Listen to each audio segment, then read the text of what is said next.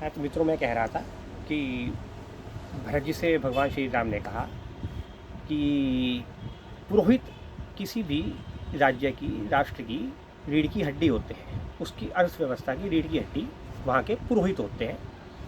और जो है, मैंने एक बार ये अभी पिछले दिनों अपने स्कूल टाइम में चाणक्य को पढ़ा।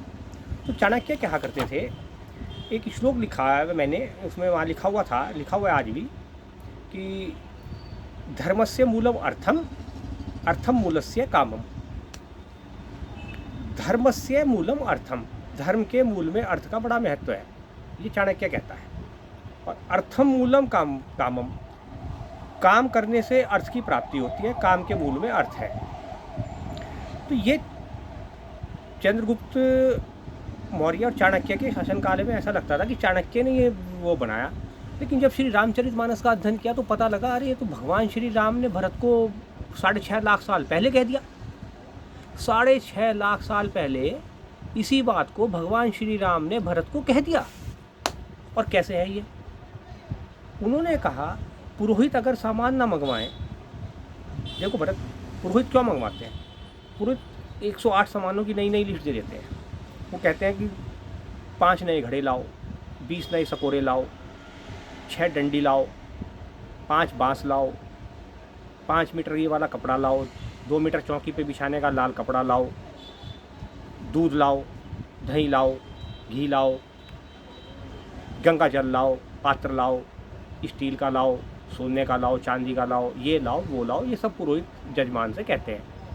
तो इससे होता क्या है, इन आइटमों को बनाने वाले लोग, उनका व्यवसाय चलता है। जो बनाने वाले कारीगर हैं उनका घर चलता है। बनाने वाले अगर सामान नहीं बेचेंगे, बनाएंगे नहीं, और वो बाज़ार में जाएगा नहीं, तो बिकेगा कैसे? वो भी खाली। और बिकेगा नहीं तो दुकानदार भी खाली, और दुकानदार भी खाली तो अर्थव्यवस्था भी चौपट। वो सामान जो बनाएगा, बाज़ार में जाएगा, वो बिकेगा, उससे जो धन प्राप्ति होगी उस पर टैक्स लगेगा लिमिट में, बहुत लिमिट में। वहाँ टैक्स की लिमिट है, वो टैक्स की लिमिट भगवान राम ने क्या बना बताई और क्या क्या बनाई, वो मैं आपको थोड़ा समय के बाद बताऊंगा। अरे बड़ी सुंदर है, वो बहुत गजब की है। श्री रामचरितमानस में, उत्तरकांड में, भगवान श्री राम के राज्य में टैक्स किस प्रकार लिया जाना चाहिए भगवान राम ने बताया भरत जी को। इस प्रकार लिया जाना चाहिए और इसी प्रकार लिया जाएगा हमेशा। वो मैं आपको बाद में बताऊंगा। तो फिलहाल उन्होंने अर्थव्यवस्था के लिए जो उसको उनको दिशा निर्देश दिए वो देखिएगा। अब कुम्हार का काम चलेगा, बुनकर का काम चलेगा, धुनकर का काम चलेगा, जो बर्तन बनाने वाले उनका काम चलेगा, लोहे पीटने वालों का काम चलेगा, आभूषण बनाने वालों का काम चलेगा। हर किसी का काम चलेगा और हर कोई एक दूसरे से जुड़ेगा।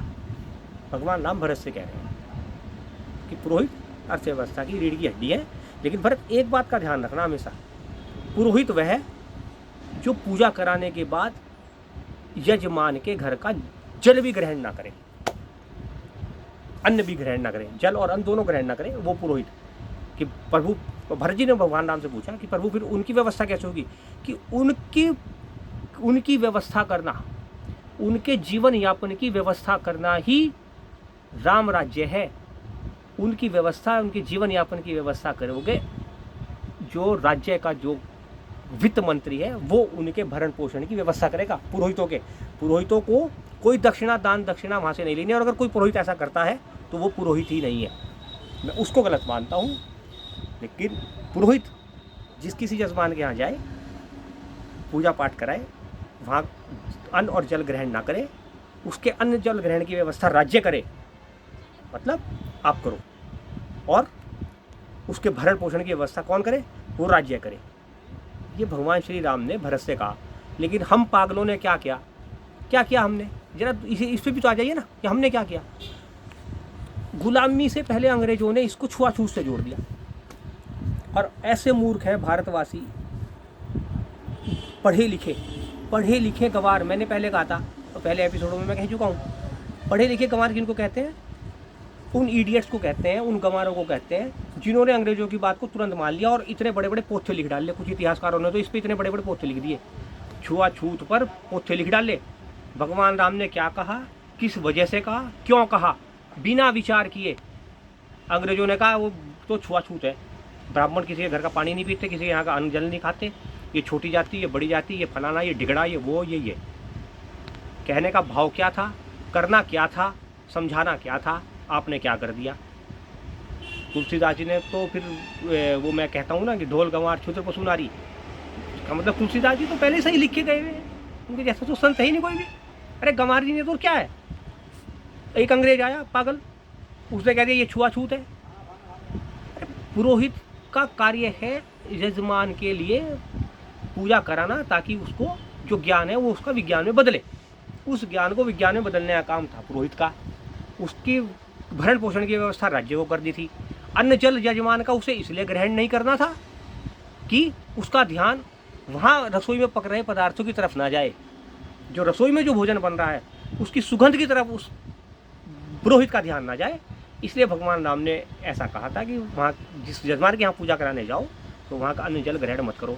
आपने उसे छुआछूत से जोड़ दिया, उस पर इतने पोट्ठे लिख डाले और उसे तुरंत स्वीकार कर लिया। ये गंवारपना क्या है, गंवार ही तो है। पढ़कर समझना, मैं क्यों कहता हूँ कि पढ़कर समझिए, समझकर मत पढ़िए। आप समझकर ही तो पढ़ रहे, समझ के पढ़ लिया आपने, आपको समझा दिया एक अंग्रेज ने, पागल ने, नादान ने, गंवार ने, और आपने उसे मान लिया तुरंत ये छुआछूत है। अरे वो पुरोहित का कर्तव्य सही ढंग से निर्वहन हो, ऐसा था। ये भरत जी को बता रहे थे। मेरे हिसाब से तो भगवान श्री राम ने अद्भुत अद्भुत प्रश्न का उत्तर दिया। ये थी भगवान राम की सोच। इसलिए है उनका चरित्र निर्मल, इसलिए है उनका चरित्र उज्ज्वल, इसलिए वो भगवान है, इसलिए वो मर्यादा है, इसलिए वो पुरुषोत्तम है, इसलिए वो राम है। जय जय श्री राधे, जय जय श्री कृष्णा। अगले